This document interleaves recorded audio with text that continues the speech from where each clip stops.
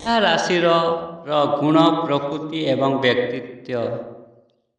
ବିଛା ରାଶି ଲୋକଙ୍କ ପ୍ରେମ ସମ୍ପର୍କ ଏକ ଅନନ୍ୟ ପ୍ରକାରର। ସେମାନଙ୍କର ପଞ୍ଚମ ଘର ମୀନ ରାଶି ସହିତ ଜଡ଼ିତ।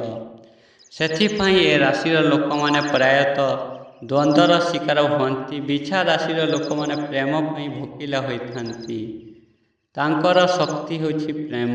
ସେମାନେ ପ୍ରେମ ବଦଳରେ ପ୍ରେମ ଚାହାନ୍ତି। ଏହି ରାଶିରେ ଜନ୍ମିତ ଲୋକମାନେ ଅନ୍ୟମାନଙ୍କୁ ବିଶ୍ୱାସ କରନ୍ତି ନାହିଁ, ଯାହା କାରଣରୁ ସେମାନେ ଯେକୌଣସି ପରିସ୍ଥିତିକୁ ନିଜେ ପରିଚାଳନା କରିବାରେ ଦାୟିତ୍ୱ ନିଅନ୍ତି ଏବଂ ଏହା ଈର୍ଷା ସନ୍ଦେହ ପରିବେଶ ସୃଷ୍ଟି କରେ। ବିଛା ରାଶିର ଲୋକମାନେ ଅନ୍ୟମାନଙ୍କ ଉପରେ ନିଜ ଇଚ୍ଛା ଲଦିବାକୁ ପ୍ରବୃତ୍ତ ହୁଅନ୍ତି।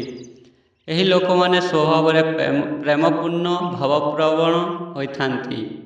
ବିଛା ରାଶିର ଲୋକଙ୍କର ସବୁଠାରୁ ବଡ଼ ଦୁର୍ବଳତା ହେଉଛି ସେମାନେ ନିଜର ସାହସ ବ୍ୟବହାର କରି ସିଧାସଳଖ ଆକ୍ରମଣ କରିବାକୁ ଭୟ କରନ୍ତି।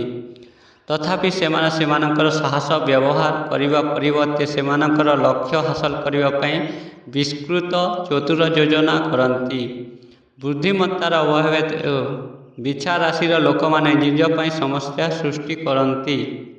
ଏହି ରାଶିର ଲୋକମାନେ ସେମାନଙ୍କର ଅବହେଳାକୁ ସହ୍ୟ କରନ୍ତି ନାହିଁ। ଯଦି ସେମାନେ ଥରେ କାହା ଉପରେ ରାଗିଯାଆନ୍ତି ତେବେ ସେମାନଙ୍କୁ କ୍ଷମା କରନ୍ତି ନାହିଁ। ଏ ଲୋକମାନେ ବାହାରେ ଶାନ୍ତ ଦେଖାଯାଆନ୍ତି, କିନ୍ତୁ ସେମାନଙ୍କ ମନରେ ପ୍ରତିଶୋଧର ଭାବନା ଲୁଚି ରହିଥାଏ। ସୁଯୋଗ ପାଇବା ମାତ୍ରେ ସେମାନେ ଶତ୍ରୁ ଉପରେ ନିର୍ମଳ ଆକ୍ରମଣ କରନ୍ତି କିମ୍ବା ଅନ୍ୟ ଉପାୟରେ ତାକୁ କ୍ଷତି ପହଞ୍ଚାଇବାକୁ ଚେଷ୍ଟା କରନ୍ତି।